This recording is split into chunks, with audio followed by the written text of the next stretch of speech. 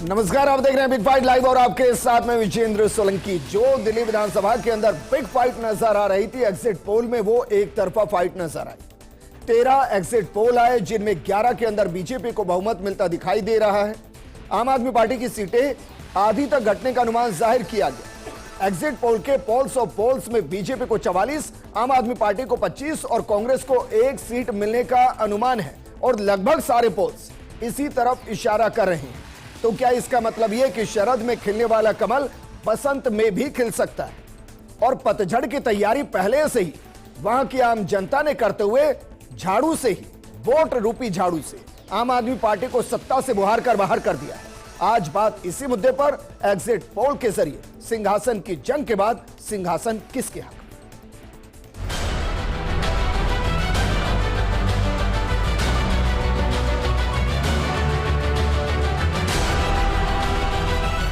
2015 के exit poll ने हमें हराया। 2020 में फिर हमें कम सीटों पे आका गया और 2025 में भी पहले के हिसाब से हमारी सीटें कम दिखाई जा रही हैं।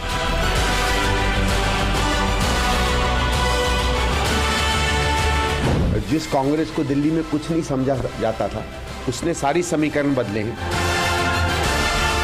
मुझे लगता है हमारा एग्जिट पोल से भी बहुत अच्छा होने वाला है।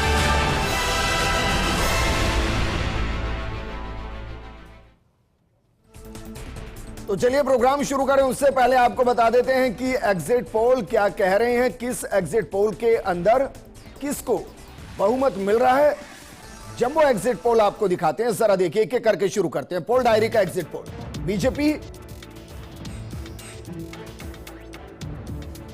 माफ कीजिएगा, पोल डायरी के एग्जिट पोल में बीजेपी 42 से 50 है और आम आदमी पार्टी 18 से 25 है। कांग्रेस 0 से 2 है। चाणक्य स्ट्रेटेजीज में 39 से 44 बीजेपी, आम आदमी पार्टी 25 से 28 और 2 से 1 कांग्रेस। पी मार्क का जो एग्जिट पोल है 39 से 49 बीजेपी, 21 से 31 आम आदमी पार्टी, 0 से 1 कांग्रेस।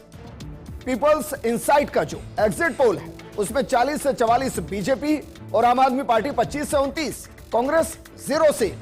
इसके अलावा वी प्राइड जो है उसमें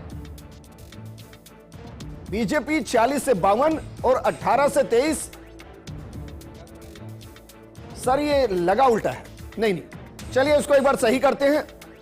लेकिन इसमें वी प्राइड और एक और एग्जिट पोल है जिसमें बीजेपी की सीटें 18 से 23 दिखाई गई हैं और आम आदमी पार्टी 46 से 52 है। उसके अलावा जितने एग्जिट पोल हैं उन एग्जिट पोल के अंदर बीजेपी का बहुमत नजर आ रहा है, सिर्फ 2 एग्जिट पोल को अगर छोड़ दिया जाए तो। जो एग्जिट पोल आए उस पर बात करने के लिए बेहद खास पैनल हमारे साथ मौजूद हैं। हमारे साथ मौजूद हैं देवेंद्र जी, राजनीति के अच्छे जानकार हैं। महेश जी हमारे साथ हैं, राजनीति के अच्छे जानकार हैं। और मित्तल साहब हमारे साथ हैं, वो भी एक्सपर्ट के तौर पर। आज हमने एक्सपर्ट पैनल ही रखा है क्योंकि एग्जिट पोल को कितना एग्जैक्ट किया जा सकता है इसको एक्सपर्ट पैनल के जरिए ही समझा जा सकता है। मित्तल साहब, शुरुआत आपके साथ। ये जो एग्जिट पोल आए हैं इनमें 2 को अगर छोड़ दिया जाए, वो आम आदमी पार्टी की बहुमत की सरकार दिखा रहे हैं, बाकी 11 बीजेपी की। कमाल की बात यह है कि जो 2 आम आदमी पार्टी की सरकार दिखा रहे हैं, 11 बिल्कुल उसके अलर्ट है। आप इसको किस तरीके से देखते हैं?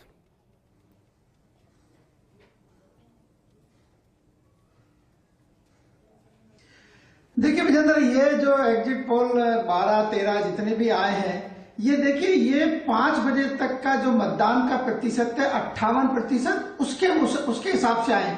अभी जो मतदान है वो 6 बजे तक हुआ है और कई जगह हमने ये देखा है कि मतदान केंद्रों पर लाइन लगी हुई है और अभी अंतिम जो मतदान का प्रतिशत है उसका आंकड़ा नहीं आया है। ऐसी स्थिति के अंदर मतदान के अंतिम आंकड़े से पहले एग्जिट पोल का परिणाम आना, एग्जिट पोल सामने आना कितने विश्वसनीय होंगे, मुझे लगता है कि ये जब क्या नाम से 8 फरवरी को जब मतगणना होगी तभी हमको पता चल पाएगा। लेकिन ये बात सही है कि अभी तक जितने भी क्या नाम से परिणाम सामने आए हैं उनमें अधिकांश में भारतीय जनता पार्टी को करीब करीब 40 सीटें मिलने की बात की जा रही है और जो कांग्रेस जो आम आदमी पार्टी है उसको 35 से ज्यादा सीट। लेकिन एक जो कॉमन बात सारे एग्जिट पोल में जो सामने आई है वो कांग्रेस को 1 या 2 सीट से ज्यादा कोई भी क्या नाम से एग्जिट पोल देने नहीं जा रहा। ऐसी स्थिति में लगता है कि जो कांग्रेस का जो प्रदर्शन जो उम्मीद की जा रही थी कि बड़े बड़े स्टार वर्ड उन्होंने वहां खड़े कर दिए हैं और राहुल गांधी खुद वहां प्रचार करने गए और उम्मीद की जा रही थी कि इस बार कांग्रेस पूरे दमखम से चुनाव लड़ी है और एक अच्छा क्या नाम से परिणाम सामने आएगा। विठल जी, दिक्कत यह है कि भाई कांग्रेस वहां बेशक सीट नहीं ले पा रही हो, लेकिन उसका वोटिंग परसेंटेज 8 से 10% के आसपास बताया जा रहा है और ये वोटिंग परसेंटेज अगर सही हुआ तो फिर अगर आम आदमी पार्टी सत्ता से खिसकती है तो ये बिल्कुल वैसे होगा जैसे हरियाणा में आम आदमी पार्टी ने कांग्रेस को सत्ता से बाहर कर दिया था।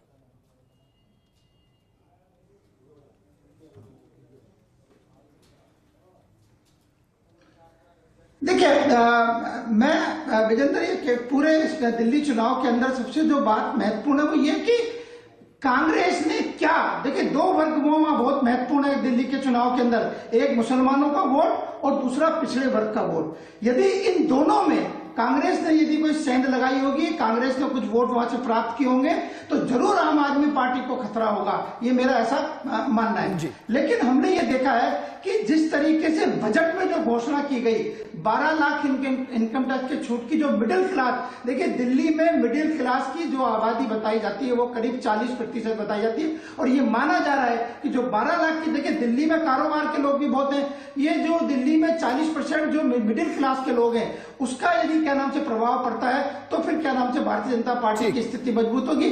और एक बात मैं और यहाँ कहना चाहता हूं कि जिस तरीके से भारतीय जनता पार्टी ने ये कहा कि जो आम आदमी पार्टी की जितनी भी योजना है मुफ्त की, जो कल्याणकारी योजना मानते हुए कहा सारी की सारी लागू करने की बात कही। और एक बात और कि उन्होंने कहा कि क्या नाम से आम आदमी पार्टी तो महिलाओं को 2100 रुपए दे रही है, हम 2500 रुपए देंगे।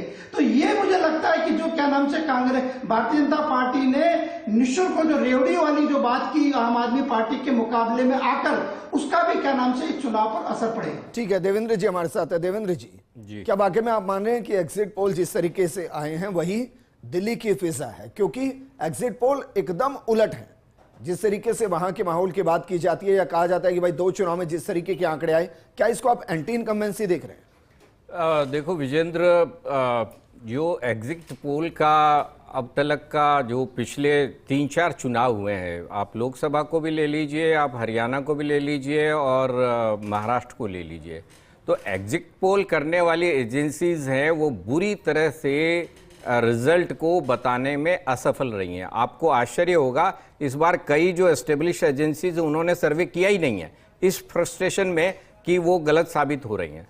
तो देखिए क्या हो रहा है कि अभी जैसे चाणक्य, एक चाणक्य करके एजेंसी है, तो वो एस्टेब्लिश एजेंसी नहीं है, वो एक दूसरी कोई और चाणक्य आ गई है। तो इसमें देखिए मैनिपुलेशन की बहुत गुंजाइश है। आप ये सोचिए कि जो सर्वे होता है उसमें ऐसा नहीं हो सकता कि एक सर्वे में एक पार्टी बहुमत ले रही है और दूसरे सर्वे में दूसरी पार्टी बहुमत ले रही है, 20-19 का फर्क हो सकता है। तो ये इंडिकेशन है कि कोई न कोई एक गलत है, कोई न कोई एक अनसाइंटिफिक सर्वे कर रहा है। इसमें कोई डाउट ही नहीं है कि एक न एक तो इसमें झूठी साबित होने वाली है। जो 2 एजेंसी कह रही है कि आपकी सरकार बनेगी, बाकी की 11 कह रहे हैं कि बीजेपी की सरकार बनेगी, तो आप बहुमत के आधार पे आप तय कर लीजिए कि भाई ठीक है, बहुमत से ये बता रही हैं तो हम भारतीय जनता पार्टी की सरकार बनती देखें। लेकिन देखिए ग्राउंड पे ये लॉजिक कहीं से बैठता नहीं है। मुझे एक बात बताइए कि पिछले 2 चुनाव में भारतीय जनता पार्टी फेस ही नहीं कर पाई है, दरअसल सच देखा जाए तो लेकिन उसके बाद दिल्ली में तो सिर्फ एक चुनाव याद कीजिए बस, जब सुषमा स्वराज मुख्यमंत्री बनी थी, मैं क्या कह रहा हूं, उसके अलावा तो बीजेपी रही नहीं। उसके बाद सर्वे एजेंसीज को ये देखने की बात है कि क्या बदल गया, ऐसा कौन सा चमत्कार हो गया कि सारे के सारे लोग जो हैं बीजेपी को वोट कर देंगे, और क्या हो गया ऐसा कि फिर से चौथी बार जो है आम आदमी पार्टी को वोट कर देंगे। कुछ तो लॉजिक होगा। लेकिन एजेंसीज चूंकि असफल हो रही हैं, उनके सर्वे जो है एग्जैक्टली कुछ भी बता नहीं पा रहे हैं, और बहुत सारा मैनिपुलेशन इसके अंदर आता है। ठीक है, इसलिए महेश जी। देखिए, आपको अपने हिसाब से देखना पड़ेगा। सर्वे पे आप भरोसा करके कुछ भी घोषणा करेंगे महेश जी, तो खतरा है कि अगर आप एक बार गलत सर्वे को हम सही मान ले तो क्या आपको लगता है कि एक तो जिस तरीके के केसेस आम आदमी पार्टी के बड़े नेताओं पर आए, चार्जेस इस तरीके से आए, तो उससे साफ सुथरी छवि धूमिल हुई। दूसरा, जिस शीश महल का जिक्र है, फिर यमुना का जिक्र है, और इन सबसे इतर जो अभी बजट आया और उसमें मध्यम वर्ग के लिए 12 लाख की इनकम को टैक्स फ्री किया गया और अलग अलग आंकड़े दिए गए, क्या उसका असर पड़ा होगा? और साथ में यह भी असर पड़ा होगा कि भाई आम आदमी पार्टी तो हर काम के लिए कह देती है कि एलजी साहब अड़ंगा अड़ाते हैं, तो वही पार्टी ले आते हैं जिनके साथ एलजी साहब के साथ काम किया जा सके। देखिए, वोटर इस लॉजिक के साथ वोट नहीं करता है कि साहब इनके फिर इनकी शिकायत कर रही तो इनको नहीं, इनको ले आए। लेकिन ये सच है कि आपने जो 3-4 फैक्टर बताए हैं उनका निश्चित रूप से असर पड़ेगा, लेकिन सरकार बदल जाएगी इतना बड़ा असर पड़ेगा, ये प्रश्न है। देखिए, जितना जो अभी असेसमेंट जो चल रहा है या एग्जिट पोल में जो बताया जा रहा है, उससे कहीं ना कहीं ऐसा लग रहा है कि ये यूनियन बजट जो आया है उसको ध्यान रखते हुए ये किया गया है। और पिछले अगर इसके बैकग्राउंड में अगर हम जाएं तो आपने ये देखा होगा अरविंद केजरीवाल की गिरफ्तारी और जिस तरह से काम धाम नहीं हुए, जिस तरह का जो भी पोजीशन हुआ, तो उसे काम ना करने की उन्होंने जो एक मुद्दा जो बनाया कि हमारे को काम नहीं करने देते। लेकिन ये बात ये मान के चलिए कि संघर्ष की स्थिति है। इतना मतलब जो एक साइड का जो दिखाया जा रहा वो शायद गले उतरने वाली बात नहीं है। ये जरूर है कि संघर्ष है तगड़ा। सबसे बड़ी आप पार्टी के लिए सबसे बड़ा जो संकट है, भूमिका क्या तलाश रहे हैं सर? कांग्रेस की भूमिका क्या है इसमें? मैं यही कह रहा हूं कि आप पार्टी के लिए जो सबसे बड़ी जो है संघर्ष की बात है वो ये है कि कांग्रेस का मैदान में खड़ा होना। इसलिए ये किस वोट जिसके काटेगी वो उसी के लिए हानि पहुंचाएगा। अब ये चूंकि आप पार्टी इंडिया गठबंधन की भी एक सदस्य है, कांग्रेस भी है, तो वो अपने अपने ही वोट का एक दूसरे के वोट काटने की फिराक में रहेंगे, तो ये एक माइनस पॉइंट हो जाएगा। और बजट जो है आपका जो मध्यम वर्ग के लिए जो जितना दिया है, जिसका करीब 40 लाख मतदाता हैं, जो इस आपके जो बजट में जो राहत से मिली है इनकम टैक्स की, वो एक जो मतदाता वो वर्ग किस साइड में जाता है।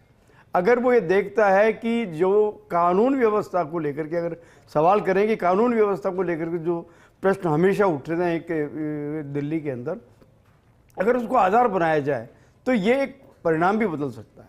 ठीक, लेकिन अगर प्रदूषण की बात करें तो निश्चित रूप से आप पार्टी इसमें सामने आती है कि उसने किया क्या, उसके बाद में वहाँ की ट्रैफिक व्यवस्थाओं पर क्या किया है, और साथ साथ ही कि अब तक उसकी जो प्रोग्रेस रही है, सिवाय बिजली पानी वगैरह की जो सुविधाएं जो एक आम जनता जिससे जुड़ी हुई थी। अब ये कह रहे हैं बड़े मुद्दों को सॉल्व नहीं कर पाई, चाहे वो सीवरेज का हो, चाहे पॉल्यूशन का हो, चाहे यमुना का हो जी, उन बड़े इश्यूज को सॉल्व नहीं कर पाई। वो वाली जो है वो इसको एक माइनस पॉइंट है। और इनकम्बेंसी फैक्टर, क्योंकि लगातार 3 टर्म में केजरीवाल सरकार बनी है। पहले टर्म को तो क्या ही माने सर, वो तो कुछ महीनों का भी नहीं था। नहीं, फिर भी मतलब एक तरह से माना उसको उसकी गणना तो की जाएगी ना।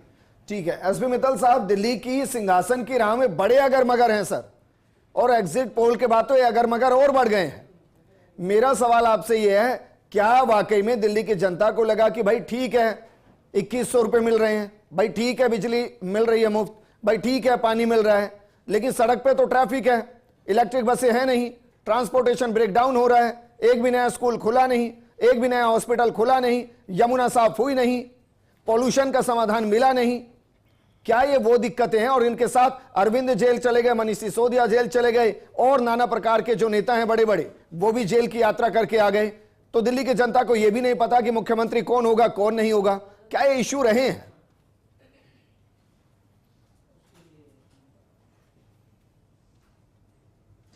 नहीं, देखिए रविंद्र, आप बिल्कुल सही कह रहे हैं कि ये जितने भी इशू आपने गिनाए ये टकराव वाले इशू थे, और ये माना गया कि चूंकि क्या नाम से अरविंद केजरीवाल की पार्टी का केंद्र सरकार की पार्टी के साथ में तालमेल नहीं है, और उन्होंने खुद भी इस बात को माना कि क्या नाम से मुझे सहयोग नहीं मिला इसलिए मैं काम नहीं कर सका, मैंने जो पिछले वादे किए थे वो पूरे नहीं हुए। कई बार उन्होंने इस बात को स्वीकार भी किया है।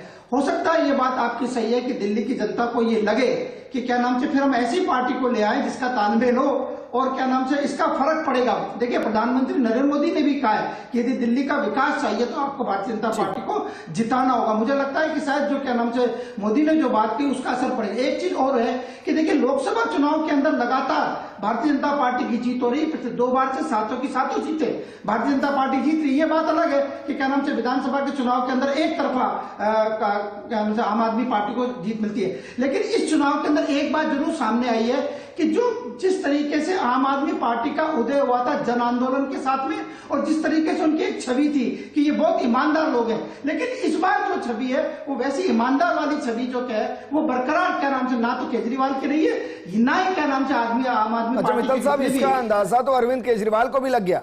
उन्होंने अपने कैंपेनिंग के पूरे 15 दिन मैं कट्टर ईमानदार ये नारा नहीं लगाया। अच्छा पोस्टर भी नहीं लगे इस बार।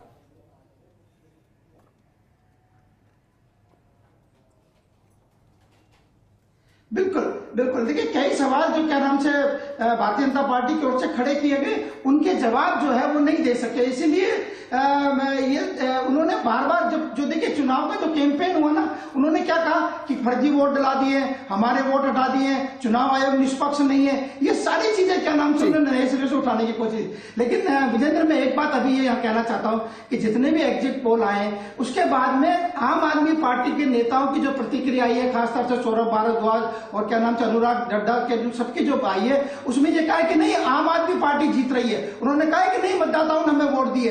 इससे ये जाहिर होता है कि शायद क्या नाम से वो ये नहीं कहना चाहते हो कि क्या नाम से चुनाव आयोग या ईवीएम की वजह से क्या नाम से हम हार रहे। मित्तल साहब, कांग्रेस के भी नेता कह रहे हैं तो कि हम बहुमत से सरकार बनाएंगे। भाई जब तक परिणाम नहीं आ जाता सब जीते हुए होते हैं। वापस मैं आपके पास आऊंगा। देवेंद्र जी, क्या वाकई में आप, क्योंकि दिल्ली के चुनाव को यकीनन क्लोजली मॉनिटर कर रहे होंगे, क्या वहां अरविंद केजरीवाल के वादों के साथ खुद ये स्वीकार करना कि भाई हाँ ठीक है हम यमुना साफ नहीं कर पाए, और साथ में ये भी पता चलना कि भाई 7,000 करोड़ से ऊपर यमुना की सफाई पर लग गए, तो एलजी साहब तो आए नहीं बीच में, लेकिन यमुना साफ हुई नहीं। यही हाल सीवरेज का रहा, यही हाल पॉल्यूशन का रहा। पैसा तो बहुत बहाया गया लेकिन समस्या का समाधान नहीं हुआ। क्या इसके बीच में अरविंद केजरीवाल फंसे नजर आए? देखिए ये मुद्दे हैं जरूर, और इनका एक लिमिटेड असर भी है, क्योंकि उसको भारतीय जनता पार्टी ने बहुत तरीके से उठाया है, बहुत उसका मीडिया और सोशल मीडिया में काफ़ी प्रचार प्रसार भी किया कि साहब ये काम नहीं कर पाए। और major issue Bharatiya Janata party ने शीश महल का बनाया। देखिए ये मुद्दे हैं, लेकिन क्या आम आदमी को इससे बहुत ज़्यादा सरोकार है? पानी का इशू तो आप कह सकते हैं कि यमुना का पानी जो है लोगों को वो असर करता है कि यमुना के मुद्दे को आप उठाएंगे, लेकिन शीश महल वाला कोई असर नहीं करता है। मैं समझता हूँ कि ये भारतीय जनता पार्टी ने बहुत ही मैं समझता हूं कि बहुत ही निकृष्ट किस्म का मुद्दा उठाया है, जिसका कोई इंपैक्ट नहीं पड़ना, न जनता को कोई मतलब है। और चूंकि प्रधानमंत्री का वो उन्होंने राजमहल बता दिया कि 10 शीश महल बन जाएं, ऐसा बनाया गया है, तो ये तो कोई मुद्दा ही नहीं था। लेकिन निश्चित रूप से एक मिनट भाई, जिसको शीश महल कह रहे हैं, क्या वो आधिकारिक मुख्यमंत्री आवास है? बिल्कुल नहीं है सर, बिल्कुल। अरे सर नहीं है, वो आधिकारिक। तो क्या है वो? उसका क्या अरविंद केजरीवाल का पर्सनल है? पर्सनल भी नहीं है, लेकिन तो किसका है? क्या वो अपने आधिकारिक निवास नहीं है? क्या उन्होंने अपने घर में रख लिया कुछ उसमें से?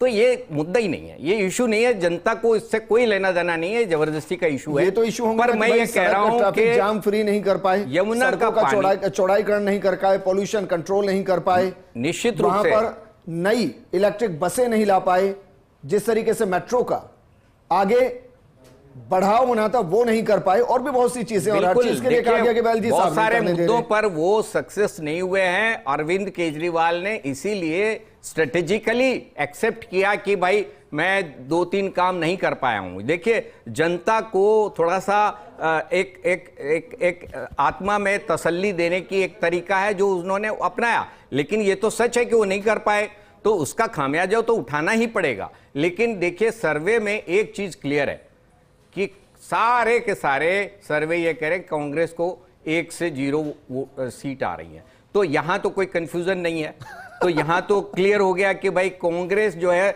मैदान में नहीं है। अब सवाल यह है कि परसेंटेज का है कि कितना परसेंट मारती है 7 से 10% कांग्रेस के आसपास का एवरेज। हाँ, तो लिखे देखिए क्या है कि पिछला चुनाव, हम 2 चुनाव देखें तो भारतीय जनता पार्टी और आम आदमी पार्टी के बीच में करीब करीब 12-13% का अंतर है। ठीक बात ये है। बहुत बड़ा अंतर है। ठीक बात। इस अंतर को पूरा करने के लिए भारतीय जनता पार्टी और कांग्रेस दोनों को जोर लगानी पड़ेगी, तब ये जो एग्जिट पोल जो है ना ये साबित होंगे। अदरवाइज अब मैं बताता हूं सर, अदरवाइज उसके फिर पीछे का कारण confusion बता रहा हूं देवेंद्र जी। 7 से 8% या 10% के आसपास तो कांग्रेस का बता रहे हैं, इसके अलावा 4 से 6% अदर बता रहे हैं, ये भी बता रहे हैं। और बीजेपी का जो है पिछले चुनाव के मुकाबले कम से कम 8 से 10% ही बढ़ोतरी बता रहे हैं। मुझे वक्त की थोड़ी सी कमी है, मित्तल साहब फाइनल कमेंट में आपसे चाहूंगा, आप ही बता दीजिए आपका सर्वे क्या कहता है। बड़ी बारीक नजर रखते हैं आप भी इलेक्शन पर। नहीं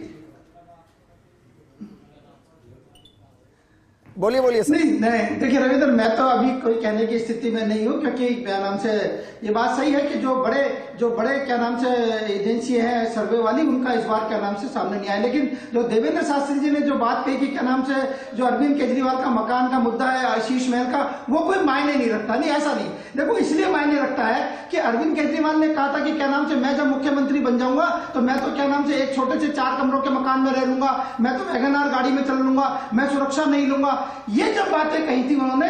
लेकिन अब जिस तरीके से क्या नाम से उन्होंने अपना मकान बनवाया, जिसपे कहा गया कि इतने करोड़ रुपए खर्च हो गए, इसलिए ये मायने रखता है। ठीक है मित्तल साहब, लेकिन ये भी तो सच्चाई है ना कि भाई कोई मुख्यमंत्री हो जाता है तो फिर उसको एसपीजी मिलती ही मिलती है, और वो तो दिल्ली के अंदर है। अब हर कोई मनोहर पर्रिकर नहीं हो सकते कि स्कूटर लेकर निकल जाए, उसके लिए बड़ा जिगरा चाहिए होता है। शुक्रिया हमारे साथ जुड़ने के लिए। महेश जी आपका भी शुक्रिया, देवेंद्र जी आपका भी शुक्रिया। अब ये एग्जिट पोल कितने एग्जैक्ट पोल नजर आते हैं, या ये सर्वे क्या वाकई में सर्वे सर्मा है, ये 8 तारीख को पता चलेगा। 8 बजे सुबह से फर्स्ट इंडिया के साथ आप बने रहिएगा। हर एक सीट का परिणाम सबसे पहले हम आपको बताएंगे। नमस्कार।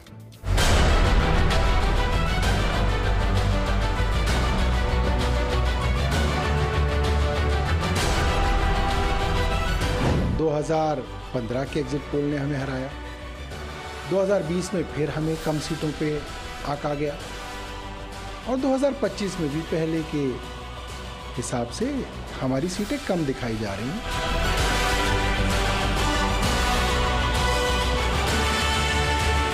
जिस कांग्रेस को दिल्ली में कुछ नहीं समझा जाता था, उसने सारी समीकरण बदले हैं। मुझे लगता है हमारा एग्जिट पोल से भी बहुत अच्छा होने वाला है।